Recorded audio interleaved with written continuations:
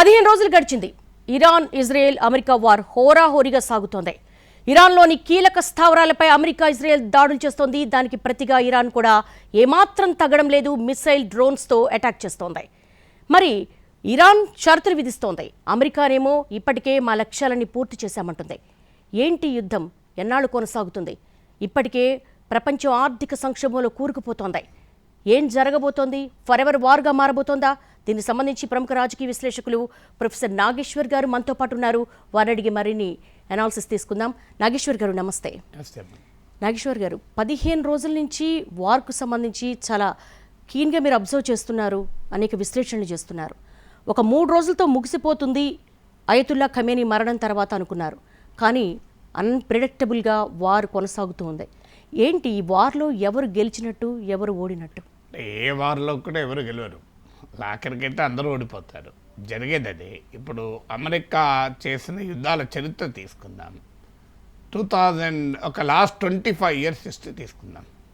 98లో Iraq war act ఒకటి American parliament చేసింది. దాంతో ఇరాక్పై యుద్ధం చేశారు. ఏమన్నా ఇరాక్లో ఎవరు గెలిచారు? ఏం చెప్పారు? వెపన్స్ ఆఫ్ మాస్ డిస్ట్రక్షన్ ఉన్నాయి, జన విధ్వంసక ఆయుధాలు, వాటిని తొలగిస్తామంటూ వెళ్ళారు. ఇప్పటి వరకు ఒక్క జన విధ్వంసక ఆయుధాలు పక్క పెట్టండి. లక్ష బాంబులను కనుక్కున్నారా? దీపావళి బాంబులు కనుక్కున్నారా? ఇప్పటి వరకు ఇరాక్లో మీకు ఎక్కడ చూపెట్టారు? మనకు లేదు. ఇవాళ సేమ్ మళ్ళీ ఇరాన్ పైన ఏమంటున్నారు? న్యూక్లియర్ ఆర్మ్స్ ఉన్నాయి ఇరాన్ దగ్గర, అందుకొరకు మేము అటాక్ చేస్తున్నాం అంటున్నారు. ఆ రోజు ఇరాక్ పైన వెపన్స్ ఆఫ్ మాస్ డిస్ట్రక్షన్ బూచి చూపెట్టి అటాక్ చేశారు. ఇవాళ ఇరాన్ పైన అదే weapons of mass destruction, nuclear arms, ఆ పదం వాడతలేదు. ఎందుకంటే ఇరాక్లో వాడారు కనుక చాలా అప్రతిష్ట ముటగట్టుకుంది అమెరికా కనుక. ఇప్పుడు వెపన్స్ ఆఫ్ మాస్ డిస్ట్రక్షన్ పదం WMD అని వాడకుండా న్యూక్లియర్ ఆర్మ్స్ అంటున్నారు. ఇప్పటి వరకు ఇరాన్ అణ్వాయుధాలు తయారు చేసుకోలేదు అని ఇంటర్నేషనల్ అటామిక్ ఎనర్జీ ఏజెన్సీ చెప్తోంది. బరాక్ ఒబామా ప్రెసిడెంట్గా ఉన్నప్పుడు అమెరికా ఒప్పందం కుదుర్చుకొని IAEA పర్యవేక్షణలోకి ఇరాన్ న్యూక్లియర్ ప్రోగ్రామ్ని తీసుకొచ్చింది. సో ఆ తర్వాత మీకు ట్రంపే దాని నుంచి బయటికి వచ్చాడు. ఒమన్ మీడియేషన్తో చర్చలు జరిగినాక ఒమన్ ఫారెన్ మినిస్టర్ అమెరికా స్పష్టంగా చెప్పాడు, దాదాపు అమెరికా షరతులన్నింటినీ ఇరాన్ అంగీకరించింది, ఇరాన్ తన అణు కార్యక్రమాన్ని వదిలేస్తుంది అని. మరి ఎందుకు యుద్ధం చేస్తున్నాడు ఎవరికీ తెలియదు.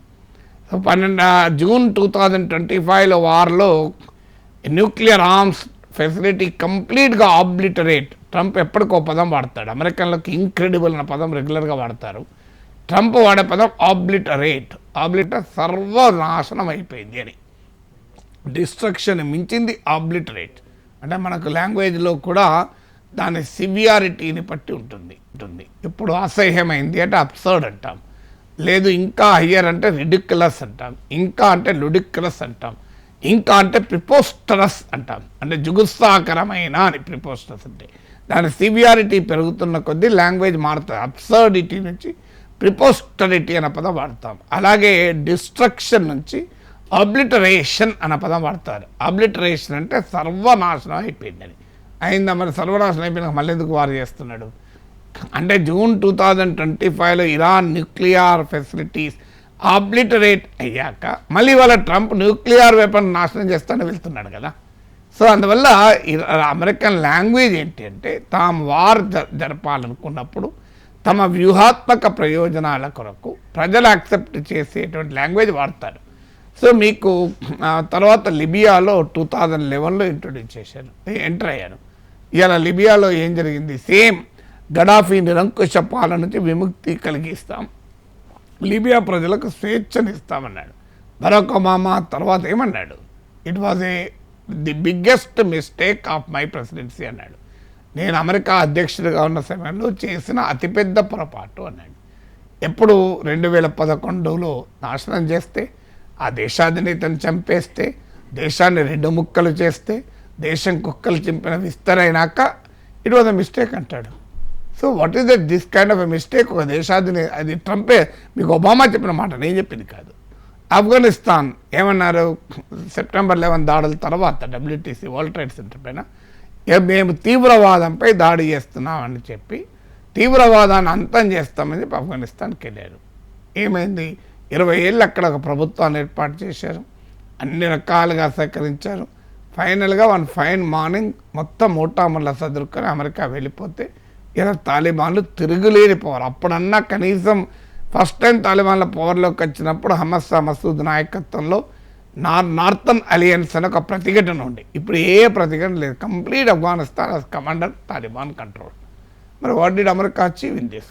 ఇప్పుడు 3 వారు చెప్పాను, ఏమీ సాధించలేదు. ఇప్పుడు ఇరాన్ వార్లో ఏం చెప్తున్నారో మళ్ళీ అవే 3 చెప్తున్నారు. 1 weapons of mass destruction, nuclear arms. 2 తీవ్రవాదం అంటే ఆఫ్ఘనిస్తాన్లో వాడిన పదం. 3 గడాఫీ సద్దాం హుస్సేన్ల విషయంలో వాడిన పదం నిరంకుశ పాలన. ఈ 3 ఏది మళ్ళీ అవే అబ్జెక్టివ్స్తో ఇరాన్లో వార్ మొదలుపెట్టారు.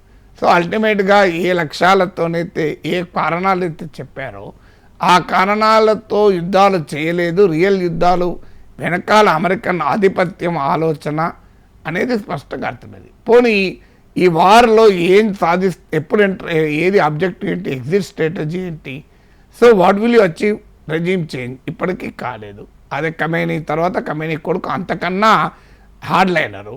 పోనీ ఇరాన్ ప్రజలు తిరగబడి ప్రభుత్వాన్ని తమ చేతుల్లోకి తీసుకుంటున్నారు, అది జరగలేదు. పోనీ ఇరాన్లో మీకు న్యూక్లియర్ అండ్ మిసైల్ కేపబిలిటీ నాశనం చేస్తూ ఉన్నాడు, అది జరగలేదు. So what did Trump achieve in Iran war అంటే యాజ్ ఆఫ్ టుడే నథింగ్. ఏంటి అచీవ్? 1300 మంది చనిపోయారు, 160 మంది చిన్నారుల పైన దారుణంగా వాళ్ళ బాంబులు వేస్తే చనిపోయారు. ఇరాన్ ఇన్ఫ్రాస్ట్రక్చర్ నాశనమైంది. దుబాయ్ ఇమేజ్, బ్రాండ్ ఇమేజ్ అంతా దెబ్బతిన్నది. ప్రపంచంలో ఆయిల్ ప్రైసెస్ పెరిగాయి, ఎల్పిజి సంక్షోభమైంది. మన గప్చుప్ బండుల నుంచి మొదలుకొని మిర్కా బజ్జీల వండే వరకు మూతపడుతున్నాయి. మీకు ఈటరీస్ మూతపడుతున్నాయి. చిన్న చిన్న కంపెనీలు బిజినెస్లు దెబ్బతింటున్నాయి. ప్రపంచానికి మరింత అన్సేఫ్ అయింది. అమెరికాలో కూడా ఈ మధ్య లాస్ట్ 72 అవర్స్లోనే 2 తీవ్రవాద ఘటనలు జరిగాయి. The world has become insecure, unsafe and world has become chaotic కదా. ట్రంప్ వార్లో సాధించింది ఏంటంటే ఇదే. నాగేశ్వర్ గారు, మీరు ఇప్పుడు ప్రస్తావించారు 167 మంది పిల్లలు అని. అసలు ఒక వార్లో కోడ్ ఆఫ్ కండక్ట్ ఉండదా? గొడవ ఖచ్చితంగా ఉండాలి. అదే దానికి ఏమంటారు, కొలేటరల్ డ్యామేజ్ అనే పదం వాడతారు. వార్ లాంగ్వేజ్ అది. Collateral damage, carpet bombing, human rights protection, regime change, ఇవన్నీ వార్ లెక్సికాన్ అంటారు. అంటే యుద్ధ క్షేత్రంలో వాడే డిక్షనరీ ఇది. సో రెజీమ్ చేంజ్ మీకు ఈ లెక్సికాన్లో భాగంగా కొలేటరల్ డ్యామేజ్ అంటారు. అంటే ఒక పెద్ద ఒక గొప్ప ప్రయత్నం జరుగుతున్నప్పుడు చిన్న చిన్న త్యాగాలు తప్పవు అని. సో అందువల్ల but it's a clear violation. ఎందుకు జరిగింది అంటే ఇలా ఒక రాంగ్ డేటాతోని అమెరికా అటాక్ చేసింది. అంటే అమెరికా ఏంటంటే గ్రౌండ్ ఫోర్సెస్లో పంపించదలుచుకోలేదు, అది ఇంకా ఆ స్టేజ్ రాలేదు, భవిష్యత్తలేదు. ఈ ఏరియల్ బొంబార్డింగ్ చేయాలి. ఇంటెలిజెన్స్ సమాచారంతో, electronic intelligence, human intelligence, military ఇంటెలిజెన్స్తో చేస్తారు. అక్కడ నావెల్ బేస్ ఉంది అని అనుకున్నారు, మిలిటరీ బేస్ ఉందని అని అటాక్ చేశారు. కానీ అది గర్ల్స్ ప్రైమరీ స్కూల్, దాంతో 160 చనిపోయారు. కానీ అదే మీకు అమెరికాలో 2 చనిపోయినా అదొక పెద్ద ప్రపంచానికి విషాదగాథ. కానీ ఇరాన్లో 160 మంది చనిపోయినా కాదా, ఎక్కడైనా ప్రాణాలే కదా. అమెరికాలో కూడా 2 చనిపోవడం మనం కోరుకోం కదా. ఇజ్రాయిల్లో 1200 మంది చనిపోతే ప్రపంచమంతా హమస్ను తీవ్రవాది, దుర్మార్గం అన్నారు. మరి పాలస్తీనా వాళ్ళు 72,000 మందిని ఉచ్చకోతకు వస్తుంది ఇజ్రాయిల్. మరి నెతన్యాహు ప్రజాస్వామ్యవాది అయ్యాడు. అందువల్ల వార్ లెక్సికాన్లో నువ్వు ఎటువైపు ఉంటావు అనేది డిసైడ్ చేస్తుంది తప్ప నీకు నిజంగా మరి ఆ చిన్నారులు ఎలా చనిపోతే సాధించింది ఏంటి? ట్రంప్ కనీసం ఒక క్షమాపణ, రిగ్రెట్ అంటే అయిపోతుందా? కనీసం ఈ వార్లో ఇది జరిగి ఉండాల్సింది కాదు, మేము వారి కుటుంబాలకు ఆ సంతాపం చెప్తామని కూడా ఒక గట్టిగా అన్న మాటలు లేవు ఎక్కడ. అంటే నీకు థర్డ్ వరల్డ్ కంట్రీస్ ప్రజల ప్రాణాలంటే ఏ రకంగా చిన్న చూపు అనడానికి ఇది ఒక క్లాసిక్ ఎగ్జాంపుల్ కదా. నాగేశ్వర్ గారు, అంటే 167 మంది పిల్లలు చనిపోయారు. నో స్ట్రైక్ లిస్ట్ అని ఉంటుంది వార్లో. అంటే హాస్పిటల్స్ కానీ, రిలీజియస్ ప్లేసెస్ కానీ, స్కూల్స్ కానీ వీటి మీద అటాక్ చేయకూడదని. కానీ అమెరికా ఈ స్థాయిలో అటాక్ చేసి 167 మంది పిల్లల్ని పొట్టన పెట్టుకున్న తర్వాత అంటే అమెరికాని ఎవరు ప్రశ్నించలేరా? అమెరికా ఎవరికి జవాబుదారి కాదా? ఎందుకంటే జెనీవా ప్రోటోకాల్ గురించి చాలా బహిర్గతంగా మాట్లాడుతుంది కదా. అంటే అసలు ఇందులో ఏ వారం అమెరికన్ కాన్స్టిట్యూషనే ఈ వారిని అంగీకరించదు. వేరేదేంటి, అమెరికా రాజ్యాంగమే ఒప్పుకోదు. అమెరికా రాజ్యాంగంకే ఇది వ్యతిరేకం ఈ చట్టం. సో అమెరికన్ కాంగ్రెస్కు ఇన్ఫార్మ్ చేశారు. ఇప్పుడు అమెరికన్ కాంగ్రెస్ రాటిఫై చేయకపోతే ఈ వారే ముందుకు సాగదు. తర్వాత అన్ని international government fundamental point UN charter ఏం చెప్తోంది, నేషనల్ సావర్నిటీ అనేది ఐక్యరాజ్య సమితిలో కీలకమైంది. ఇరాన్లో ఉన్న ఇస్లామిక్ రెజిమ్ని ఎవరూ సపోర్ట్ చేయరు, అదొక దుర్మార్గమైన ఇస్లామిక్ పాలన, దాన్ని చెప్పాల్సిందే. కానీ యుఎన్ చార్టర్కు సావర్నిటీ ఉంటుంది కదా. రేపు ఇరాన్లో చేసిన విషయాలే ఇండియాలో చేయరని గ్యారంటీ ఏంటి? రేపు అమెరికాకు మనం పడనప్పుడు ఇండియాలో కూడా నిరంకుశ పాలన ఉంది, మేము అంతం చేస్తాం, రెజిమ్ చేంజ్, మీ నిరంకుశ పాలన మేమే మారుస్తామంటే ఒప్పుకుందామా? మీరు పాకిస్తాన్కు కాశ్మీర్ ఇచ్చేయండి, లేకపోతే మేము దాడి చేస్తామంటే ఒప్పుకుందామా? భారతదేశం దగ్గర కూడా అణ్వస్త్రాలు ఉన్నాయి కదా, మీరు అణ్వస్త్రాలు వదులుకోండి, లేకపోతే మేము అంగీకరించమంటే ఒప్పుకుంటామా? అందువల్ల ఇది వార్ అన్ని కన్వెన్షన్లకు అన్ని చార్టర్లకు వ్యతిరేకమైన వారిది. అలాగే ఖర్గ్ ఐలాండ్ మీద అటాక్ చేస్తుంది, చాలా కీలకమైనటువంటి ప్లేస్ అది. అంటే దీన్ని అటాక్ చేయడం ద్వారా ఇరాన్ ఆయువుపట్టుపై కొట్టాలి అనేది అమెరికా వ్యూహం. అంటే ఆయువుపట్టు మిలిటరీ టార్గెట్స్ను అటాక్ చేసింది ఇప్పటివరకు అయితే. కార్గ్ ఐలాండ్లో ఆయిల్ ఇన్ఫ్రాస్ట్రక్చర్ ఇంకా అటాక్ చేయలేదు. ఒకవేళ ఇరాన్ కనుక స్ట్రైట్ ఆఫ్ హర్మూజ్ను రిలీజ్ చేయకపోతే మేము కార్గ్ ఐలాండ్లో ఉన్న ఆయిల్ ఇన్ఫ్రాస్ట్రక్చర్ని కూడా అటాక్ చేస్తామన్నారు. కార్గ్ ఐలాండ్ ఏంటంటే మీకు ఇరాన్ కోస్ట్కు దగ్గరలో ఉన్న ఐలాండ్, అరౌండ్ 29 కిలోమీటర్స్ ఉంటుంది. మీకు స్ట్రైట్ ఆఫ్ హర్మూజ్కి ఒక 300 కిలోమీటర్స్లో ఉంటుంది. సో దీని ప్రత్యేకత ఏంటంటే ఇరాన్ కోస్ట్కు ఉండే జాగ్రఫీ ఏంటంటే చాలా షాలో ఉంటుంది. మీకు పెద్ద పెద్ద షిప్స్ వచ్చి డాక్ కావాలంటే వాటర్ చాలా డెప్త్లో ఉండాలి, అంటే కోస్ట్కు దగ్గరలో చాలా డెప్త్ ఉండాలి, అంటే షిప్ వచ్చి డాక్ చేయాలి అంటే. సో అందువల్ల మీకు ఈ కార్గ్ ఐలాండ్ ప్రత్యేకత ఏంటంటే కోస్ట్కు తీరం పక్కనే వాటర్ చాలా డెప్త్ ఉంటుంది, అందువల్ల మీకు షిప్ వచ్చి డైరెక్ట్గా తీరం దాకా రావచ్చు. సో అందువల్ల కార్గ్ ఐలాండ్ ఇది మీకు ఎక్స్పోర్ట్ ఆయిల్ హబ్ ఇరాన్కు. So 18 million barrels of oil Kharg ఐలాండ్లో ఇరాన్ స్టోర్ చేసుకుని పెట్టుకుంటుంది. అంటే హర్మూజ్ జలసంధి ద్వారా స్ట్రైట్ ఆఫ్ హర్మూజ్ ద్వారా వెళ్ళే డైలీ ఆయిల్లో 10% ఇది. సో అంత స్థాయిలో పెట్టుకుంటుంది. ఇక్కడ నుంచి ప్రతిరోజు నార్మల్ డేస్లో కూడా 1.3 to 1.6 మిలియన్ బ్యారల్స్ చమురు ఎక్స్పోర్ట్ అవుతూ ఉంటుంది. కొన్నిసార్లు అయితే ఫిబ్రవరిలో అయితే ఏకంగా 34 మిలియన్ బ్యారల్స్ చమురు ఇక్కడ నుంచి ఎక్స్పోర్ట్ చేశారు. సో అందువల్ల ఇరాన్కి అతిపెద్ద ఎక్స్పోర్ట్ హబ్ ఇది. సో అక్కడ ఉన్న ఇన్ఫ్రాస్ట్రక్చర్ని అటాక్ చేయడంతో పాటు ఇరాన్ మీకు ఆయిల్ ఇన్ఫ్రాస్ట్రక్చర్పై అటాక్ చేస్తామని బెదిరిస్తుంది ఇప్పటికైతే. అది ఏం జరుగుతుంది మరి? ట్రంప్ ఏం చెప్పాడు? ఇరాన్ ప్రజలను విముక్తి చేస్తాను అని మొదలుపెట్టాడు. ఇరాన్ ప్రజల్ని నిరంకుశ పాలన నుంచి, దుర్మార్గ పాలన నుంచి, మానవ హక్కులను హరించేటువంటి అణచివేత పాలన నుంచి మేము విముక్తి చేస్తామని మొదలుపెట్టారు. కానీ ఏం జరుగుతోంది ఇప్పుడు? ఆఖరికి ఇరాన్లో ఉన్న 160 మంది చిన్నారులను చంపేశారు, ఇరాన్ ఇన్ఫ్రాస్ట్రక్చర్ను ధ్వంసం చేస్తున్నారు. ఇప్పుడు ఏకంగా ఇరాన్ ఆయిల్ ఇన్ఫ్రాస్ట్రక్చర్ను ధ్వంసం చేస్తే నష్టం ఇస్లామిక్ పాలకులకేనా? ఇరాన్ ఎకానమీ నాశనం అయిపోతుంది. ఎందుకంటే ఇరాన్ ప్రధానమైన ఎక్స్పోర్టే ఆయిల్. ఇరాన్ ఎకానమీ నాశనం అయితే ఇరాన్ ప్రజలు సుఖపడతారా? సో ఇరాన్లో రేపు ట్రంప్ కోరుకున్న ప్రభుత్వం వచ్చినా, అది ట్రంప్తో అమెరికాతో బాగా ఫ్రెండ్షిప్ ఉండే ప్రభుత్వం వచ్చినా కూడా ఆ దేశాన్ని కాపాడగలదా? కంప్లీట్ దేశమే నాశనం అయిన తర్వాత పాలకులు ఎవరుంటే ఏంటి? అందువల్ల అది మళ్ళీ వరల్డ్ ఆయిల్ ప్రైస్ని ఏ స్థాయిలో పెంచుతుంది? ఇప్పుడు ఆల్రెడీ స్ట్రైట్ ఆఫ్ హర్మూజ్ ద్వారా 20% ఆఫ్ గ్లోబల్ ఆయిల్ షిప్మెంట్ అవుతుంది.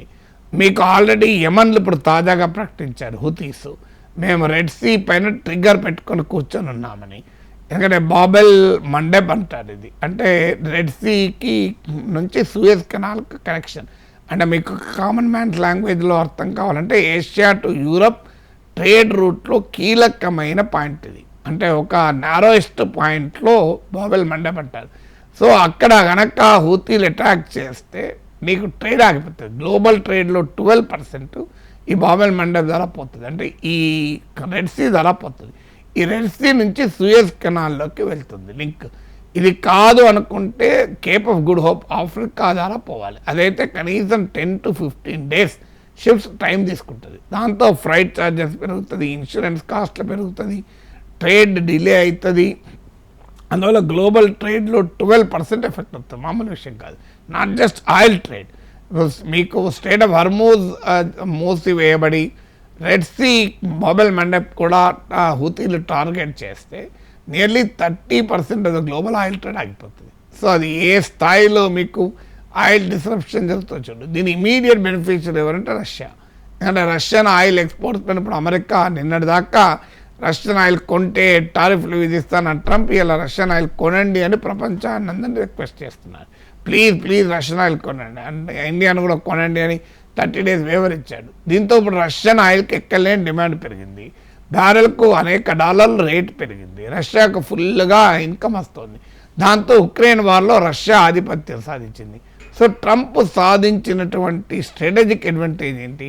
ఈ మేడ్ రష్యా మోర్ స్ట్రాంగర్. మరి ఏం సాధించాడు ఆఖరికి అల్టిమేట్గా? సో అందువల్ల ఈ వార్ ఇది disaster, Trump foreign policy disaster అనడానికి ఇది ఒక ఉదాహరణ కదా. అలాగే ఇరాన్ ఈరోజు ఇచ్చిన స్టేట్మెంట్ తీసుకుంటే మా యుద్ధం కానీ అలాగే మా దాడులు కానీ కేవలం ఇజ్రాయెల్ అండ్ అమెరికా మీదే, మిగిలిన దేశాల మీద మేము చేయమని స్టేట్మెంట్ ఇచ్చింది ఈరోజు. సో కనీసం మిగతా దేశాలైనా ఇరాన్కు మద్దతుగా వస్తాయా? ప్రపంచ దేశాల మద్దతు లభించే అవకాశం ఉందా? మిగతా దేశాలు ఎందుకు మద్దతుగా వస్తాయి? ఇండియా వెళ్ళిందా మద్దతుగా? సో ఆ ప్రశ్నలో అర్థమే లేదు. ఎందుకంటే మిగతా దేశాలు మద్దతుగా వచ్చే అవకాశమే లేదు. సో అది ఎందుకు చెప్తున్నారంటే పక్కనున్న గల్ఫ్ దేశాలపైన ఇరాన్ అటాక్ చేస్తుంది. ఇప్పటికీ ఒక 14 nations, మీకు Saudi Arabia, America, Israel, Iran, ఈ 3 దేశాలతో పాటు ఈ వార్లో దాడులకు గురైన దేశాలు. ఇంపాక్ట్ గురైందంటే ప్రపంచమంతా ఇంపాక్ట్ గురవుతుంది. ఇండియా కూడా ఇంపాక్ట్ గురైంది.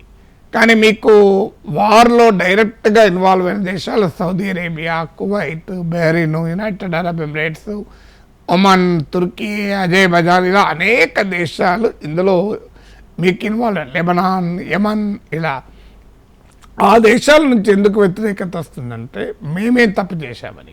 అయితే ఇరాన్ మొదటి నుంచి కూడా చెప్తుంది ఏంటంటే మాకు మీతో శత్రుత్వం కాదు, మీ అమెరికన్ బేసెస్ మీ దేశాల్లో ఉన్నాయి కనుక మేము అటాక్ చేస్తున్నాం. అంటే అమెరికాకు ఈ వార్కు సహకరిస్తున్నాం కనుక మేము అటాక్ చేస్తున్నాం అనేది ఇరాన్ స్టాండ్. అందువల్ల ఆ దేశాలలో పబ్లిక్ ఒపీనియన్ తన అనుకూలంగా మార్చుకోవటానికి ఇరాన్ ఎత్తుగడది. కానీ ఇరాన్ కండిషన్ ఒకటే, మీరు వార్లో అమెరికాకు సహకరించకండి, మేము ఈ జోలికి రాము అని. ఎందుకంటే ఇరాన్ లక్ష్యము సౌదీ అరేబియా, యుఏఈ కాదు కదా. ఇరాన్ లక్ష్యం ఇజ్రాయిల్, ఇరాన్ లక్ష్యం ఈవెన్ అమెరికా కూడా కాదు. ఎందుకంటే ఇంతవరకు అమెరికా పైన ఇరాన్ దాడి చేసింది ఏమని చెప్పండి? అమెరికా పైన ఇరాన్ ప్రయోగించిన ఒక్క మిసైల్ చెప్పండి, ఒక్క డ్రోన్ చెప్పండి. మీరు ఇరాన్ ఫైర్ చేసిన ఒక్క బ్యాలిస్టిక్ మిసైల్ చెప్పండి, ఒక్క ఆయుధం చెప్పండి. అమెరికా పైన ఇరాన్ ఏది ప్రయోగించింది? ఇజ్రాయెల్కు మద్దతుగా అమెరికా వస్తుంది కనుకనే ఇరాన్ ట్రంప్ చెప్తున్నట్లు అమెరికాకు ఇరాన్తో అతిపెద్ద ప్రమాదం ఉంది అంటున్నాడు. ఏ ప్రమాదం? ఇంతవరకు లాస్ట్ మీకు ఈ వార్ బిగిన్ కాకముందు ఎప్పుడైనా ఇరాన్ అమెరికా పైన అటాక్ చేసిందా? సో అందువల్ల ట్రంప్ సృష్టిస్తున్నది ఏంటంటే ఒక ట్రంప్ దీనికి మీకు జూలియస్ సీజర్ ఒక మాట అంటాడు. So somebody invents the reality and he believes in that అని. అంటే తానే ఒక పరిస్థితిని ఊహించుకుంటాడు, అది నిజమే నమ్ముతాడు. ఇది ఒక సైకాలజికల్ కండిషన్. జూలియస్ సీజర్ అన్న మాట ఇది. అంటే invents the reality and he believes in it. ఇక ఫ్రాన్సిస్ బేకన్ అంటాడు, it is the affinity between fiction and reality అని. అంటే ఫిక్షన్కు రియాలిటీకి మధ్య తేడా చూడని ఒక ప్రత్యేక పరిస్థితిలో ట్రంప్ ఉన్నాడు. సో తాను ఒకటి ఊహించుకుంటాడు, అదే నిజమని నమ్ముతాడు. సో ఈ క్యారెక్టర్ ట్రంప్ స్వభావం వల్ల వస్తున్నటువంటి సమస్య ఇది. అందువల్ల ఈజ్ ఇన్వెంటింగ్ సంథింగ్ అండ్ ఇది రియాలిటీ అని అనుకుంటున్నాడు, అది నమ్ముతున్నాడు, ఈ పదంతా చేస్తున్నాడు. అందువల్ల అల్టిమేట్గా ఇది ఒక అమెరికన్ ఫారిన్ పాలసీ డిజాస్టర్గా మిగిలిపోతుంది. ఈ వార్లో అల్టిమేట్ విన్నర్ ఎవరున్నా కూడా. నాగేశ్వర్ గారు, కార్గ్ ఐలాండ్ మీద సరదాగా దాడులు చేస్తామని ఒక గంట క్రితమే ఒక స్టేట్మెంట్ వచ్చింది అమెరికా అధ్యక్షుడు ట్రంప్ నుంచి. అంటే ప్రపంచ దేశాలు అతలాకుతలమైపోతున్నాయి. ఓవైపు ఆర్థిక సంక్షోభం ముంచుకొస్తోంది.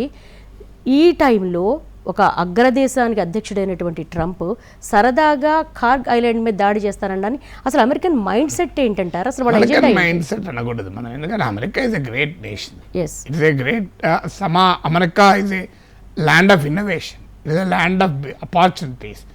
అమెరికన్ సమాజం చాలా వాటిల్లో తిరగబడ్డది. అమెరికా ద్వారా వియత్నాం అమెరికా సమాజం తిరగబడ్డది. పాలస్తీనా ప్రజల ఊచకోతకు వ్యతిరేకంగా 50 యూనివర్సిటీల ప్రజలు రోడ్డు మీదకి వచ్చారు. సో అమెరికా ఇది ల్యాండ్ ఆఫ్ ఫ్రీడమ్. మన దగ్గర కూడా మీకు అసెంబ్లీకి 10 కిలోమీటర్ల దూరాన్ని ఆపుతారు. వైట్ హౌస్ ఎదురుకుండా నిరాహార దీక్ష చేస్తుంటారు. వైట్ హౌస్ ఎదురుగా నేను వైట్ హౌస్కి చూశాను కూడా. అణ్వస్త్రాల నిరాయుధీకరణ కోసమని కొన్ని నెలల పాటు ఒకతను నిరాహార దీక్ష చేస్తున్నారు. So it's a land of freedom, అందువల్ల it's a land of innovation. So we should not oppose American society. ఇది అమెరికా రాజ్య వ్యవస్థ స్వభావం. రాజ్య వ్యవస్థ స్వభావాన్ని, సమాజ స్వభావాన్ని మనం కలిపి చూడకూడదు. It's a great democratic nation. మీరు అమెరికా నేను ఇప్పటికీ 3 సార్లు వెళ్ళొచ్చాను కనుక scene how America functions. America అనేది ఒక ఫ్రీడమ్కు, డెమోక్రసీకి, ఎంటర్ప్రైజ్కు, మీకు హ్యూమన్ రైట్స్కు విలువ ఇచ్చే సమాజం అది. ఆ సమాజంలో మనకన్నా మీకు ఎక్కువ కొన్ని ఉంటాయి ఇలాంటి విషయాల్లో. మనదన్నా టేకెన్ ఫర్ గ్రాంటెడ్ తీసుకుంటాడు, కానీ American first amendment, American constitution తర్వాత మన దగ్గరన్న ఫండమెంటల్ రైట్స్కు రీజనబుల్ రిస్ట్రిక్షన్స్ పెట్టచ్చు. అక్కడ రీజనబుల్ రిస్ట్రిక్షన్లు పెట్టలేరు. అంత ఫ్రీడమ్ లవింగ్ నేషన్ అది. సో అందువల్ల అమెరికన్ సమాజం కాదు సమస్యల ట్రంప్తోని, అమెరికన్ స్టేట్తోని. ట్రంపే కావచ్చు, ఇంకెవరన్నా కావచ్చు. సో అమెరికా రాజ్య వ్యవస్థకు ప్రజల ప్రాణాలంటే ఫన్ అయితే ఎవరేం చేస్తారు? అది కూడా థర్డ్ వరల్డ్ కంట్రీస్ పని అంటే. ట్రంప్ సరదా బుల్లోడని అందరికీ తెలుసు. ఎప్స్టీన్ ఫైల్స్ చూసిన ప్రతి ఒక్కరికి తెలుసు ట్రంప్ ఎంత సరదా బుల్లోడో. కానీ యుద్ధం కూడా సరదా కాకూడదు కదా. నీ పర్సనల్ లైఫ్, నీవు ఎలా విశృంఖల జీవితాన్ని గడిపావు, ఎంతటి వికృత జీవితాన్ని గడిపావు అన్నది none of our business. That is we leave it to you. కానీ నీ పర్సనల్ ట్రేడ్స్, క్యారెక్టరిస్టిక్స్ను నీ పబ్లిక్ పాలసీలోకి తీసుకొచ్చి, అది కూడా అమెరికా లాంటి అత్యంత శక్తివంతమైన దేశ పాలసీలోకి వస్తే ప్రపంచానికి వచ్చే నష్టం ఏంటి? సో ఫన్ ఫర్ ట్రంప్ ఇది డిజాస్టర్ ఫర్ ద వరల్డ్ కదా. అసలు ఈ యుద్ధాన్ని ముగించడం ఎలా అనేది ఇప్పుడు అమెరికా ముందున పెద్ద టాస్క్లా కనిపిస్తోంది. ఎగ్జిట్ అనేది లేకుండా యుద్ధంలోకి దిపారు. ఏదో ర్యాపిడ్ వార్లా స్టార్ట్ చేసేసి భయపెట్టేసి ఇరాన్ అదుపులోకి తీసుకోవాలనుకున్నారు. కానీ ఇప్పుడు దాని ఎగ్జిట్ అనేది అమెరికాకు తెలియట్లేదు అనుకోవచ్చా? అంటే ఎగ్జిట్ తెలియక అదే మీరు అన్నట్లు చాలామంది ఫారెన్ పాలసీ డిఫెన్స్ ఎక్స్పర్ట్ చెప్పేది వితౌట్ అన్ ఎగ్జిట్ స్ట్రాటజీ ట్రంప్ ఎంటర్ అయ్యాడు. సో అందువల్ల ఎండ్ గేమ్ ఏంటి అనేది క్వశ్చన్ మార్కే. దీన్ని ఎలా ముగించాలి అనుకున్నప్పుడు అనేక రకాల ఆప్షన్స్తో ట్రంప్ మొదలుపెట్టాడు. మొదటి ఆప్షన్ ఏంటంటే రెజీమ్ చేంజ్, ఇస్లామిక్ పాలనకు ముగింపు పలికి ఆ ప్లేస్లో తన అనుకూలర్ని ఎవరినైనా పెడదామనుకున్నారు. అంటే ఖమేనీని లేపేసి తనకు అనుకూలమైన వ్యక్తిని ఇరాన్లో పెట్టి తాను ఒక వలస దేశంగా దీన్ని నడపాలని, అంటే వెనిజులా మోడల్ అనుకున్నారు.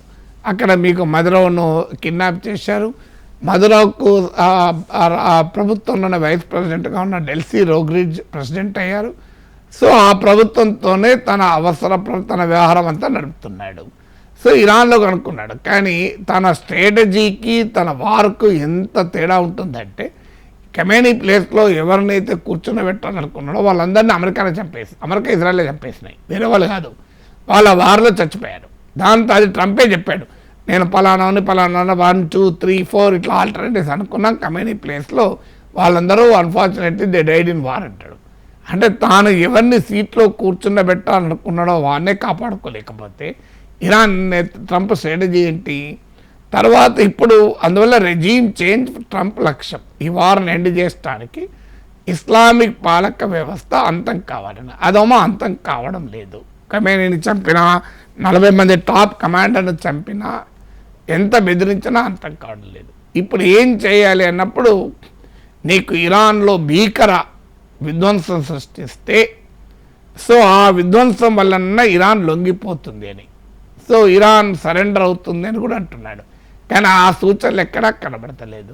మూడోది ఏంటంటే ఇరాన్ ప్రజలు తిరగబడి ప్రభుత్వాన్ని చేజిక్కించుకుంటారని ట్రంప్ అంచనాలు వేశారు, అవన్నీ కూడా ఫెయిల్ అయ్యాయి. నాలుగోది ఇరాన్ మిలిటరీ కేపబిలిటీని అండర్మైన్ చేశాడు. కానీ ఇరాన్ ఏంటంటే అసిమెట్రిక్ ఎండ్యూరెన్స్ అంటారు దీన్ని మిలిటరీ స్ట్రాటజీలో. అసిమెట్రిక్ ఎండ్యూరెన్స్ ఏంటంటే బలవంతునితో బలహీనుడు పోరాడినప్పుడు బలవంతుడికి ఇబ్బంది కావాలి. ఇప్పుడు మహాత్మా గాంధీ నాన్ వైలెన్స్ చేపట్టాడు. ఏంటి, మీరు ఏం చేస్తారో చేయండి, నేనేం చేయను అంతే, నేను సహాయ నిరాకరణ చేస్తాను, కొడతారా, తంతరా, చంపుతారా, ఏం చేస్తారు చేయండి. ఆఖరికి బ్రిటిష్ సామ్రాజ్యవాదం చేతులు ముడుచుకొని వెళ్ళిపోవాల్సి వచ్చింది ఒక దశకొచ్చే వరకు. అఫ్కోర్స్ నాన్ వైలెన్సే కాదు, అల్లూరు సీతారామరాజు నుంచి భగత్ సింగ్, సుభాష్ చంద్రబోస్ ఇలా సాయుధ తిరుగుబాట్లు కూడా జరిగాయి బ్రిటిష్కి వ్యతిరేకంగా. అల్టిమేట్లీ బ్రిటిషర్స్ వెళ్ళిపోవాల్సి వచ్చింది. సో ఈ అసిమెట్రిక్ ఎండ్యూరెన్స్లో ఏంటంటే ఇరాన్ ఈజ్ వేజింగ్ ఏ లో కాస్ట్ వార్. ఇప్పుడు మీకు ఒక ఉదాహరణ చెప్తాను. షాహీద్ డ్రోన్స్ ఉన్నాయి. ఇరాన్ వాడుతున్న షాహీద్ డ్రోన్ $20,000 to $50,000 ఒక్క డ్రోన్. కానీ దాన్ని ఇంటర్సెప్ట్ చేసి ధ్వంసం చేయడానికి అమెరికా 2 రకాల మిసైల్ డిఫెన్స్లో వాడుతుంది. ఒకటి ప్యాట్రియాట్ మిసైల్స్ అని. ఇది వాడినప్పుడు అమెరికాకు ఒక్క ప్యాట్రియాట్ మిసైల్ ఫైర్ చేస్తే $3 to $4 million ఖర్చు అవుతుంది. 30 లక్షల నుంచి $40 లక్షల. అంటే ఇరాన్ ఖర్చు పెట్టేది $20,000 నుంచి $50,000 అయితే అమెరికా ఖర్చు పెట్టేది $30 లక్షల నుంచి $40 లక్షల. సో కాస్ట్ ఆఫ్ వార్ ఎంత అసిమెట్రిక్ ఉందో చూడండి. ఇక థర్డ్ మిసైల్ అంటారు, దాన్ని వాడాలంటే $10 million ఖర్చు అవుతుంది, $1 కోటి ఖర్చు అవుతుంది. అందుకే అమెరికాకు ఇది కాస్ట్లీ వార్గా మారటానికి కారణం. అంటే నాకు $10 నష్టం అయితే నీకు 10 లక్షలు నష్టం చేస్తాను. మీకు ఒక చిన్న ఉదాహరణ చెప్తానండి, ఇది చాలాసార్లు చెప్పాను. రోడ్డు మీద మనం పోతున్నాం, ఒక సైకిల్ వాడొచ్చి BMW ఒక అడ్డంగా పడ్డాడు. నీకు సైకిల్ వాడితో BMW ఘర్షణ పడలేడు. BMW బలవంతుడు, సైకిల్ మీద పోయేవాడు బలహీనుడు. BMWలో పోయేవాడు పలుకుబడి ఉన్నవాడు, అన్ని రకాల డబ్బులు ఉన్నాయి, అధికారులు, పోలీసులు ఎవరినైనా ఇన్ఫ్లుయెన్స్ చేయగలుగుతాడు. కానీ ఏమీ చేయలేడు. ఎందుకు ఏమీ చేయలేడు అంటే ఇద్దరు కలిసి కొట్లాడుతున్నారు అనుకోండి, డ్యామేజ్ ఎవరికి? సైకిల్ మీద ఉన్నోడికి ఏం పోయేదేమీ లేదు, మ్యాక్సిమం అయితే సైకిల్ టైర్ ఫంక్షన్ అవుతుంది. కానీ ఇక్కడ BMW కారు మీద ఒక రాయి పడ్డా మొత్తం BMW నాశనం అయిపోతుంది కదా. సో అందువల్ల సైకిల్ మీద పోయేవాడికి వచ్చే నష్టం చాలా పరిమితం, BMW కార్లో పోయేవాడికి అయ్యే నష్టం చాలా ఎక్కువ. దీన్నే అసిమెట్రిక్ వార్ఫేర్ అంటారు. అందుకే మీకు ఏమాత్రమూ భయపడకుండా ఇరాన్ కొట్లాడగలుగుతుంది. సో ఇప్పుడు ఒక్క షహీద్ దానిలోనే మీకు తేడా చెప్పాను. సో అందువల్ల Iran geo political and geo economic cost America మిత్ర దేశాలకు కల్పించడం ద్వారా చేస్తుంది. ఇప్పుడు రెడ్ సీలో 12% గ్లోబల్ ట్రేడ్ వెళ్తుంది. హూతీలు రెడ్ సీని బ్లాక్ చేయడానికి నీకు పెద్ద ఖర్చు పెట్టాల్సిన అవసరం లేదు. చిన్న చిన్న ఆయుధాలను ప్రయోగించి కూడా రెడ్ సీలో షిప్లను డ్యామేజ్ చేయగలుగుతాడు. సో ఇరాన్ మీకు వాళ్ళకున్న అడ్వాంటేజ్ అది. సో అదే మీకు హూతీల దాడుల నుంచి షిప్స్ను కాపాడాలంటే పెద్ద వార్ షిప్స్ పంపాలి అమెరికా. సో అందువల్ల ఈ అసిమెట్రిక్ వార్ఫేర్ వల్ల ట్రంప్కు దీని ఎండ్ గేమ్ అర్థం కావడం లేదు. సో అల్టిమేట్గా వన్ ఫైన్ మార్నింగ్ ఈమె డిక్లేర్ విక్టరీ, గెలిచిపోయాను, ఇంకెక్కడ ఉన్నది అని. మీరు ఆఫ్ఘనిస్తాన్లో తాలిబాన్లకు అప్పయ్యి వెళ్ళిపోలేదు, గుడ్ తాలిబాన్, బ్యాడ్ తాలిబాన్ అని చెప్పి గుడ్ తాలిబాన్తో అగ్రిమెంట్ చేసుకున్నా అని చెప్పి వెళ్ళిపోయారు. ఇప్పుడు తాలిబాన్లు గుడ్ తాలిబాన్లో వాళ్ళు గుడ్ తాలిబాన్ బ్యాడ్ తాలిబాన్ ఉంటుందా? ఇప్పుడు మీకు గుడ్ ఇస్లామిక్ రెజీమ్ అని క్రియేట్ చేసి, సో వీళ్ళు చాలా మంచి వాళ్ళు. ఇప్పుడు కొత్తగా ఇచ్చిన ఆ కమేని చచ్చిపోయినాడు 86 ఏళ్ళలో దుర్మార్గుడు. సో 50 ఏళ్ళ ముస్తఫా కమేని చాలా మంచివాడు. So is listening to me and is I seems to be a terrific guy అని చెప్పి వెళ్ళిపోయిన ఆశ్చర్యం. ఇప్పుడు సిరియాలో అల్షరా $1 కోటి ప్రకటించారు వాడు టెర్రరిస్ట్ అని చెప్పి, అల్ఖైదా, ఐసిస్. ఇప్పుడు ఏమంటాను, అల్షరా ఇది టెరిఫిక్ గాయ్ అంటలేడా? ఇప్పుడు అసీం మునీన్ అంటలేడా టెరిఫిక్ గాయ్ అని? Who knows, tomorrow he may say Mustafa Khomeini is a terrific guy. I thought he is like his father, but he is unlike his father. The father is a very bad guy. So good guy. అని చెప్పి ఈ good guy కప్పైపు వెళ్ళిపోతున్నట్టు. So he has his own way of style of living Iran. So ప్రపంచం అంతా మొయ్యాల్సిందే ఈ యుద్ధ ప్రభావాన్ని. అయితే ప్రపంచమే కదా, అమెరికా కూడా మొయ్యాలి. మీకు అమెరికా కూడా దీన్ని మొయ్యక తప్పదు. అందువల్ల మీకు ఈ గుడ్ గై బ్యాడ్ గై సిద్ధాంతాలు తీసుకొస్తాడు. లేదా చూడాలి, అంటే వార్ను మనం ఎప్పుడు ప్రిడిక్ట్ చేయలేము. Nobody can predict war. సినిమాలను ప్రిడిక్ట్ చేయొచ్చు, 10 నిమిషాలు సినిమా చూసాక అర్థమవుతుంది లాస్ట్కి ఏం జరుగుతుంది అని. సో కానీ వార్లను మనం ఎప్పుడు ప్రెడిక్ట్, ఎందుకంటే వార్లో అన్ఇంటెండెడ్ కాన్సిక్వెన్సెస్ ఉంటుంది. మీకు ఒక theory unintended consequences social actions అని, అంటే కొన్ని చర్యల వల్ల ఇలా జరుగుతుందని చెప్పలేం, ఏం జరుగుతుందో ఎవరమో చెప్పలేం. అందువల్ల ఎనీథింగ్ కెన్ హ్యాపెన్. ఇరాన్ సర్వనాశనం చేసి లొంగ తీసుకుంటారా, లేకుంటే మరి ఏ రకంగా చేస్తారు అనేది still $1 million question as of today. అందువల్ల నేను భవిష్యత్తులో ఏం జరుగుతుంది, ఇరాన్ గెలుస్తుంది అని అనడం లేదు, అమెరికా గెలుస్తుంది అనడం లేదు. యాజ్ ఆఫ్ టుడే ఒక Trump is unable to understand. So 15 రోజులు అయిపోయింది, వే అవుట్ ఏంటి, వే అవుట్ కనిపించడం లేదు, యుద్ధం తాను అనుకున్న లక్ష్యాలు నెరవేరలేదు. సో మీకు నవంబర్లో మిడ్ టర్మ్ ఎలక్షన్స్ ఉన్నాయి, కాస్ట్ ఆఫ్ వారమో పెరిగిపోతుంది, జియో పొలిటికల్ కాస్ట్ పెరుగుతున్నది, జియో ఎకనామిక్ కాస్ట్ పెరుగుతున్నది. అమెరికాలో ఫ్యూయల్ రేట్లు పెరిగాయి, కాస్ట్ ఆఫ్ లివింగ్ పెరుగుతుంది అమెరికాలో కూడా. సో ఇది అమెరికన్ మార్కెట్స్ అన్నీ అతలాకుతలమయ్యాయి, కరెన్సీ మార్కెట్స్ దెబ్బతిన్నాయి. సో మీకు డిఫెన్స్ ఎక్స్పెండిచర్ పెరుగుతుంది అమెరికాలో కూడా. సో అమెరికాలో ఈ వార్ను వ్యతిరేకించే పబ్లిక్ ఒపీనియన్ పెరుగుతుంది. After all is a politician. So దేనికైనా భయపడడు కానీ ప్రజల అభిప్రాయానికి భయపడాలి కదా. సో అందువల్ల తన దేశ ఓటర్ల అభిప్రాయానికి కదా భయపడాలి కదా. సో ఈ గందరగోళం అయితే డెఫినెట్గా as of today there seems to be complete confusion. అలాగే యుద్ధం విరమణకు 3 షరతులు విధిస్తోంది ఓ పక్క ఇరాన్, మరోపక్క ఇరాన్ సుప్రీం లీడర్ పేరిట ఒక స్టేట్మెంట్ రిలీజ్ అయింది, ప్రతి రక్తపు బొట్టుకు కూడా సమాధానం చెప్తాము అని చెప్పేసి. ఇంకా హార్ముజ్ సంక్షోభం ఇలాగే కొనసాగితే ప్రపంచ ఆర్థిక పరిస్థితి ఏ విధంగా ఉంది? అంటే వార్ రెటోరిక్ను మనం సీరియస్గా తీసుకోకూడదు. యుద్ధ సమయంలో అలాగే అందరూ మాట్లాడుతుంటారు. వార్ రెటోరిక్, ఎలక్షన్ రెటోరిక్ ఇవన్నీ కామన్. ఎన్నికల్లో డిపాజిట్ గెలంతా ఎవడు కూడా నేనే గెలుస్తున్నా చెప్తాడు. సో అది ఇష్యూ కాదు, ఏమన్నారు అనేది అవన్నీ తన ప్రజల్ని తన సైన్యాన్ని ఇన్స్పైర్ చేయడానికి వాడుతూ ఉంటారు. సో అది మనం సీరియస్గా తీసుకోకూడదు. కానీ ఈ వారు ఇలాగే ఎన్ని రోజులు కంటిన్యూ అవుతుందని తెలియకుండా ఏం జరుగుతుందని అంచనా ఎలా వేయగలం? ఈ వారు ఇప్పటికే చాలా గందరగోళాన్ని సృష్టించింది. సో అల్టిమేట్గా ప్రపంచాన్ని మరింత అన్సేఫ్ చేస్తుంది, కాస్ట్లీగా వార్ మారుతుంది. కాన్సిక్వెన్సెస్ యుద్ధం అయిపోయాక కూడా చాలా ఏళ్ళు కంటిన్యూ కావాలి. స్ట్రాటజిక్ అలైన్మెంట్లు మారుతుంది, ఎందుకంటే అర్థమవుతుంది ఏ దేశానికి అన్ని దేశాలకు. సో స్ట్రాటజిక్ బ్యాలెన్స్ కూడా మారుతుంది. ఇప్పుడు నేను ఇంతకుముందు చెప్పినట్లు Russia has become stronger. So మీకు before war what is Russia, after war what is Russia. మీకు ట్రంప్ వచ్చినప్పటి నుంచే రష్యా స్ట్రాంగ్ అయింది. సో ఇప్పుడు ఇంకా స్ట్రాంగ్ అయింది ఈ వార్ వల్ల. రష్యా ఒకప్పుడు ఎకనామిక్ శాంక్షన్స్ ఎదుర్కొన్నది కాస్త ఇప్పుడు రష్యన్ ఆయిల్ అమ్మటానికి సేల్స్ ఎగ్జిక్యూటివ్గా ట్రంప్ మారిపోయాడు. సో ఆ రోజుల్లో ఆంక్షలు పెట్టాడు, ఇప్పుడు sales executive promotion, please by Russian oil అంటున్నాడు. సో అల్టిమేట్గా ఇప్పుడు రష్యా వాళ్ళు మీడియేట్ చేస్తామంటున్నాడు. చూడండి, అంటే ఉక్రెయిన్ వార్ జరుపుతున్న పుటిన్ నేను మీడియేట్ చేస్తాను అంటున్నాడు. ఆఖరికి ఇరాన్ న్యూక్లియర్ స్టాక్ పైల్స్ కూడా రష్యాకు తరలిస్తాను, సేఫ్గా రష్యాలో పెట్టుకుంటామన్నాడు. ట్రంప్ దాన్ని రిజెక్ట్ చేశాడు అనుకోండి. సో అందువల్ల it is altering the strategic balances కూడా కదా. అలాగే ఇక్కడ కార్గ్ ఐలాండ్ మీద అటాక్ చేయడాన్ని ఏ విధంగా చూడాలంటారు? ఎందుకంటే అమెరికా ఎగ్జిట్ తెలియనప్పుడు బీభత్సం సృష్టిస్తుంది, తనకి వార్ను ముగించడం అనేది ఎలా తెలియనప్పుడు ఆయా దేశాలను విధ్వంసం చేసేస్తుంది అనేది ఒక కామెంట్ ఉంది.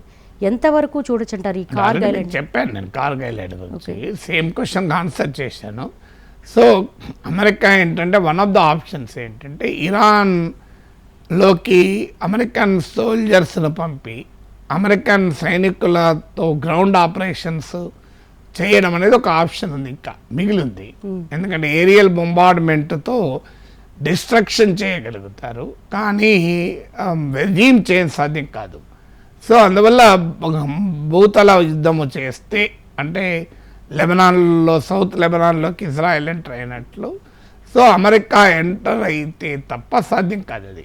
అలా ఎంటర్ అయితే చాలా సీరియస్ ఛాలెంజెస్ కూడా వస్తాయి. ఎందుకంటే ఇప్పటికే 6 చనిపోయారు, ఎంతమంది చనిపోతారో తెలియదు.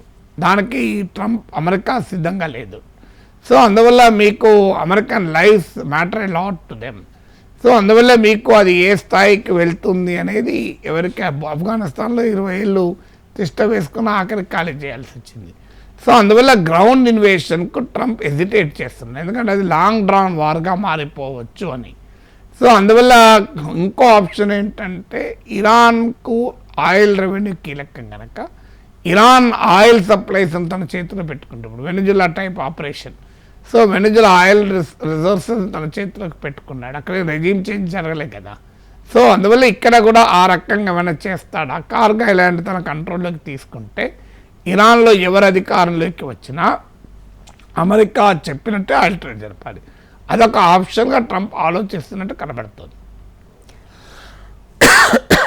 అలాగే ఐక్యరాజ్య సమితిలో ఇరాన్కి వ్యతిరేకంగా భారత్ తీర్మానం చేయడాన్ని ఏ విధంగా చూడాలంటారు? మనకేం స్ట్రాటజిక్ అవసరం లేవు ఇరాన్తో? అంటే భారత్ తీర్మానం చేయలేదు, అది కో స్పాన్సర్. అంటే మనం గల్ఫ్ దేశాలతో పాటు ఇండియా కూడా one of the sponsor. So ఈ వార్ మొదలైనప్పటి నుంచి మోడీ ఫారిన్ పాలసీ డిజాస్టర్, ఒక రకంగా clean bold. So Narendra Modi 11 ఏళ్లలో అతిపెద్ద ఫారిన్ పాలసీ ఫెయిల్యూర్ ఏంటంటే ఇది, ఈ వార్. ఎందుకంటే యుద్ధం ప్రారంభానికి కొద్ది గంటల ముందు ఇజ్రాయెల్ వెళ్ళాడు, ప్రపంచమంతా వార్ క్రిమినల్ అని చెప్తుంటే ఒక్క అమెరికా తప్ప నెతన్యాహుకు సపోర్ట్ చేసేవాళ్ళు ఎవరు లేరు. ఈవెన్ ఇజ్రాయిల్లో కూడా తీవ్ర ప్రజా వ్యతిరేకత ఉంది. ఇవాళ ఎన్నికలు జరిపితే నెతన్యాహు మళ్ళీ పవర్లోకి వస్తారని గ్యారంటీ లేదు. అవినీతి కుంభకోణాల్లో సుప్రీంకోర్టులో విచారణ ఉంది, ఈవెన్ జైలుకి వెళ్ళినా ఆశ్చర్యపడాల్సింది లేదు. అలాంటి హైలీ డిస్క్రెడిటెడ్ లీడర్కు అండగా వెళ్ళారు Modi. So that it still shows your biggest failure. So నీకు ఒక స్ట్రాటజిక్ అంచనా ఉండాలి కదా. సో ఇజ్రాయెల్కు ఈ సమయంలో నెతన్యాహుకు అండగా వెళ్ళడం వల్ల ఏమొస్తుంది అని. తర్వాత మనకు ఇజ్రాయెల్ అవసరము, అలాగే అదే సమయంలో ఇస్లామిక్ కంట్రీస్ కూడా అవసరం, సౌదీ అరేబియా, యుఏ లాంటి దేశాలు అవసరం, ఇరాన్ అవసరం. అంటే ఈ 3 ప్లేయర్స్ మనకు అవసరం ఉన్నప్పుడు మన దాంట్లో పార్టిజాన్ స్టాండ్ తీసుకోవడం ద్వారా మనం ఏం సాధించాం. ఇవాళ ఇండియా ఒక లీడర్షిప్ పొజిషన్లో ఉండి ఈ వార్ను ముగించడానికి ఒక కీలక పాత్ర పోషించాల్సిన భారతదేశం ఇవాళ మనం ఒక సైడ్ ప్లేయర్గా మిగిలిపోయాం. ఇలా పుట్టిన లాంటి వచ్చి నేను యుద్ధాన్ని ఆపుతా అంటున్నాడు, కానీ where is our prime minister? So ఇంతవరకు నరేంద్ర మోడీ ప్రభుత్వం నుంచి వీల్ మీడియేట్ ఫర్ పీస్ అని కూడా అన్న స్టేట్మెంట్ లేదు. ఎందుకంటే మనం ఎవరు నమ్మే పరిస్థితి లేదు. ఎందుకంటే we're gone completely towards one side. తర్వాత ఈ వార్కు ప్రిపేర్డ్గా కూడా లేము, ఏం జరగబోతుంది, దీని కాన్సిక్వెన్స్ ఏంటి అనేది.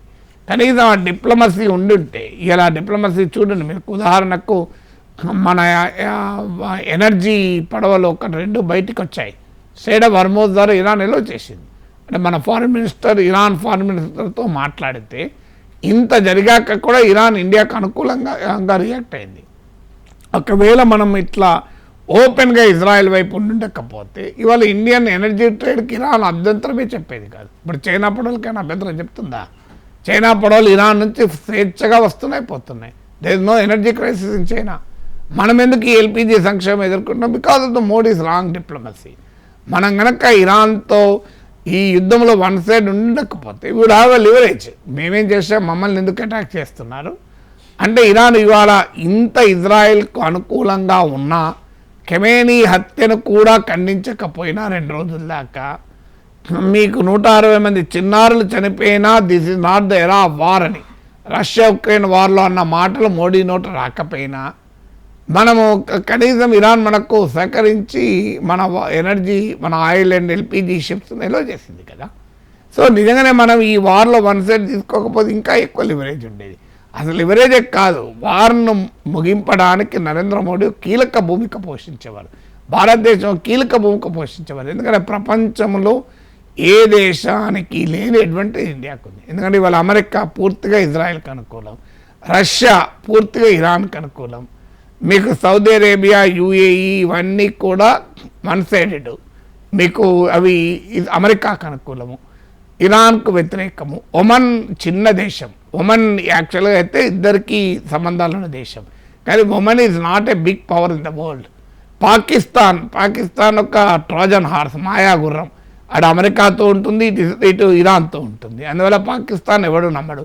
చైనా అమెరికా ప్రత్యర్థి దేశం. ఇందులో అందరికీ కావాల్సిన కంట్రీ ఇండియా ఒకటే.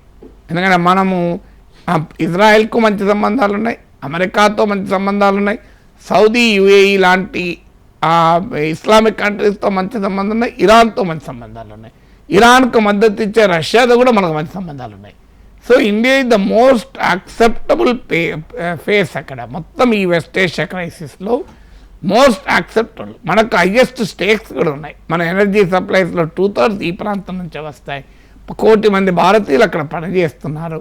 ఇలా ఏ రకంగా చూసినా ఇవాళ ఇండియా విశ్వగురువు కావటానికి ఒక గొప్ప అవకాశం ఈ వారు ఉండేది. ఇంకెవరికి లేదు, ట్రంప్కి లేదు, మీకు పుటిన్కి లేదు, జింపింగ్కి లేదు, ఓన్లీ భారత ప్రధానమంత్రికి ఉండే. ఆ అవకాశాన్ని చేజేతులా వదులుకున్నా. పోనీ దాన్ని ఇన్ రిటర్న్ ఏం సాధించామంటే నథింగ్. ఏం లాభమైంది మనకు? ఆపరేషన్ సింధూర్లో మనకేమన్నా పాకిస్తాన్ వ్యతిరేకంగా అమెరికా వచ్చి సహకరించిందా? సో అందువల్ల it's a big foreign policy disaster of Modi. భారతదేశం విశ్వగురువు కావటానికి వచ్చిన ఒక అపూర్వ అవకాశాన్ని నరేంద్ర మోడీ ప్రభుత్వం వదులుకుంది కదా. నాగేశ్వర్ గారు, ఇప్పుడు భారత్ ఇరాన్ అమెరికా యుద్ధం వల్ల అతిపెద్ద సంక్షోభాన్ని ఎదుర్కొంటుంది. అది ఎల్పిజి గ్యాస్ సిలిండర్లు. ప్రతిరోజు మనం చూస్తున్నాం హోటల్ ఇండస్ట్రీలు మూతపడే అవకాశం ఉందంటున్నారు. అలాగే స్ట్రీట్ ఈట్ స్టోర్లు అన్నీ కూడా మూతపడే అవకాశం ఉందంటున్నారు. ఏంటి, ఊహించలేదా? అసలు ప్రిపేర్డ్గా లేమా? ఇంత సంక్షోభం ఒక్కసారిగా 15 రోజులకి ఎందుకు సంభవించింది?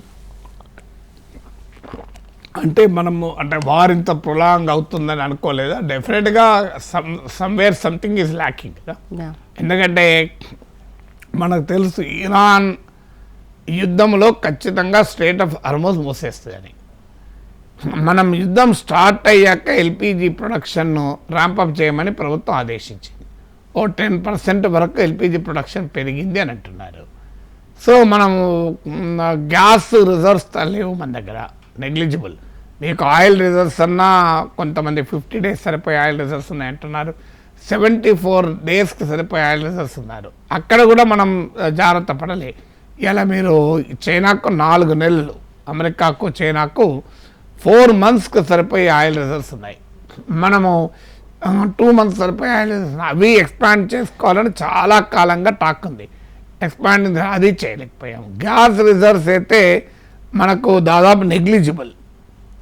మనము ఆల్రెడీ గ్యాస్ సప్లైస్ అమెరికాతో ఎల్పిజి సప్లైకి అగ్రిమెంట్ చేసుకున్నాం, కానీ అది రావాలంటే 15-20 days పడుతుంది. రష్యన్ ఆయిల్ విషయంలో మన ప్రభుత్వం ట్రంప్ చెప్పినట్టు వినడం వల్ల అది ఎంత నష్టం అంటే, మనకు రష్యా సప్లై చేసే ఆయిల్తో పోలిస్తే ఇప్పుడు చాలా డాలర్లు పెరిగింది. సో అదంతా మనం ఇప్పుడు ఎక్కువ చెల్లించాలి. రష్యా మన దగ్గర మన క్రెడిబిలిటీ పోగొట్టుకున్నాం. అంటే మీరు అమెరికా వాడు చేస్తే అప్పుడు మీరు చెప్పినట్టు వింటారు, ఇప్పుడు మళ్ళీ కొంటామని అంటారు. ఇరాన్ నుంచి ఆయిల్ కొనడం మానేశాము. సో అందువల్ల it's a complete comprehensive failure అనడానికి ఇది ఒక ఉదాహరణ. సో ఈ వార్ రాబోతుందని తెలుసు. ఇప్పుడు అదంతా ఎందుకు, ఇప్పుడు రేపు ఫెర్టిలైజర్ క్రైసిస్ రాబోతుంది. ఇప్పటికి మోడీ ప్రభుత్వం రివ్యూ చేసింది. ఇంతవరకు చెప్పండి, మీరు ఎక్కడన్నా పేపర్లలో ప్రముఖంగా ఎక్కడన్నా చిన్నగా వచ్చిందో నాకు తెలియదు, Modi government reviews impending fertiliser shortage అని ప్రముఖంగా పేజ్ 1లో అయితే ఎక్కడ చూడలే. లోపల ఏమైనా ఉందో తెలియదు నాకు. సో మరి ఫెర్టిలైజర్ షార్టేజ్ రాబోతుంది. నేను ఇవాళ March 15 చెప్తున్నా, ఫెర్టిలైజర్ షార్టేజ్ భయంకరంగా రాబోతుంది అని. నాకే తెలిసినప్పుడు మోడీ ప్రభుత్వం తెలియదా? ఫెర్టిలైజర్ భారీ ఎత్తున స్టాక్స్ అన్న పెట్టుకోవాలి కదా. ఎందుకంటే ఇప్పుడు యూరియా మనకు అత్యధికంగా గల్ఫ్ నుంచే వస్తుంది, more than 50%. తర్వాత మీకు అమోనియా, ఫాస్ఫేట్, పొటాష్ ఇదంతా కూడా మీకు గల్ఫ్ కంట్రీస్ నుంచే ప్రధానంగా వస్తుంది. మనకు వచ్చేటువంటి ఫెర్టిలైజర్ ఇంపోర్ట్స్లో అత్యధిక ఆయిల్ ఒకటే కాదు. సో దీంతో ఫెర్టిలైజర్ ప్రైసెస్ భారీగా పెరగబోతున్నాయి. ఆల్రెడీ 10 to 20%, 30% దాకా పెరిగాయి. రేపు ఫెర్టిలైజర్ సప్లైస్ డిస్రప్ట్ అవుతుంది. మీకు రేపు రెడ్ సీని కూడా మీకు వీళ్ళు టార్గెట్ చేశారనుకోండి హూతీస్. సో ఈ వార్ ఇంకా కంటిన్యూ అయితే మీకు జూన్లో మనకు మాన్సూన్, అంటే జూన్లో మాన్సూన్ అంటే మనం మేలోనే స్టాక్స్ పెట్టుకోవాలి ఎరువుల్ని. Already middle of the March ఉన్నాం. వారు ఎప్పుడు ఆగాలి, ఎప్పుడు మనకు ఫెర్టిలైజర్స్ రావాలి? ఫెర్టిలైజర్ రానప్పుడు మనకున్న ప్రత్యామ్నాయం ఏంటి? Agriculture production దెబ్బతిన్నదా? సో ఎక్కడ మీకు ప్రిపేర్నెస్ ఉంది? ఎందుకు ఈ వార్ మొదలు కాకముందు ఎల్పిజి క్రైసిస్ పైన రివ్యూ చేసిందా ప్రభుత్వం? అసలు ఈ వార్ పట్ల ప్రిపేర్నెస్ లేదు అనే ప్రశ్న రావడానికి ఇదే కారణం కదా.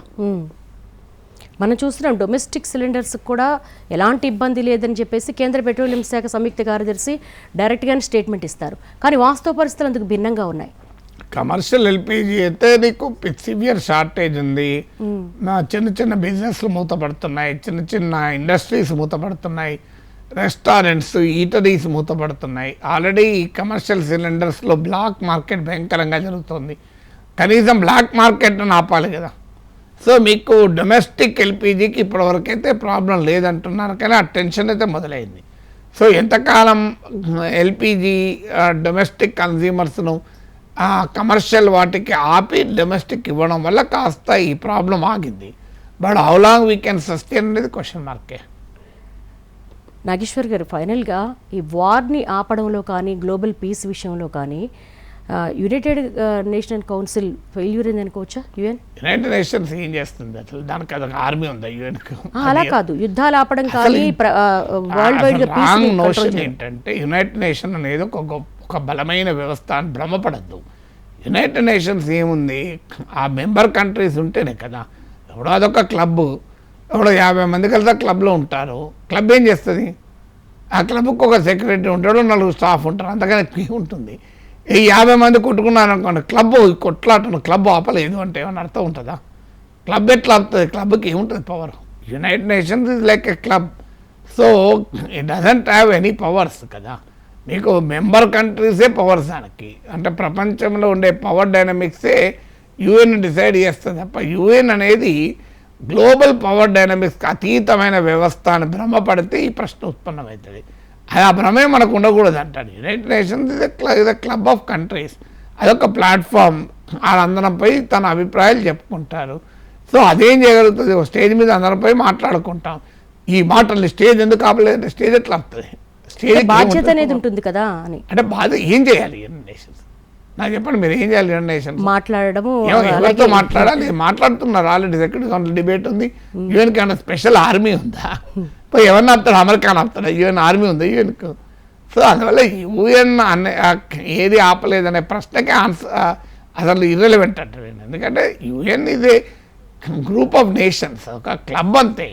సో దానివల్ల మీరు మిగతా వాళ్ళంతా ఇప్పుడు అందరూ ఒక క్లబ్లో 50 మంది మెంబర్లు ఉంటారు. ఆ క్లబ్లో ఉన్న 50 మంది అటో 20 మంది ఇటో 30 మంది కత్తులు పడుకో కొట్లాడుకుంటారు. క్లబ్ ఆపలేదు, క్లబ్ ఆపలేదు. క్లబ్ ఏం చేస్తున్నట్టు? క్లబ్ అసలు ఇంతవరకు నిద్రపోతుందా? అంటే క్లబ్ ఏం చేస్తుంది? క్లబ్కి ఏముంటుంది? వాచ్మెన్ ఉంటాడు, సెక్రటరీ ఉంటాడు, 4 స్టాఫ్ ఉంటారు. క్లబ్ ఎట్లా ఆపుతుంది? ఈ 50 మంది కలిస్తేనే క్లబ్ కదా. 50 మంది కొట్టుకున్నప్పుడు క్లబ్ ఏం చేస్తుంది? Okay, right. Thank you so much for analysis Nageswar garu. ఇది యుద్ధం ఏ ఐడియాలజీతో ప్రారంభమైనప్పటికీ కూడా అన్ని దేశాలు మూల్యం చెల్లిందే. దీనివల్ల విషాదం మాత్రమే మిగులుతుంది. మరి ఇరాన్, అమెరికా, ఇజ్రాయెల్ యుద్ధం 16 రోజులకు చేరుకుంది. ఇక ముందు ఏం జరగబోతోంది? హార్మూజ్ సంబంధించి ఇప్పటికే ఇరాన్ నౌకలతో ఆపేస్తోంది. అలాగే ప్రపంచ దేశాలన్నీ కూడా ఆర్థిక సంక్షోభంలో కూరుకుపోతున్నాయి. మరి దీనికి సంబంధించి ఎగ్జిట్ అనేది ఈ యుద్ధానికి ఎక్కడనేది మరి రాబోయే కాలమే నిర్ణయించాలి. ఇది వాల్టి స్పెషల్ డిబేట్. నమస్తే.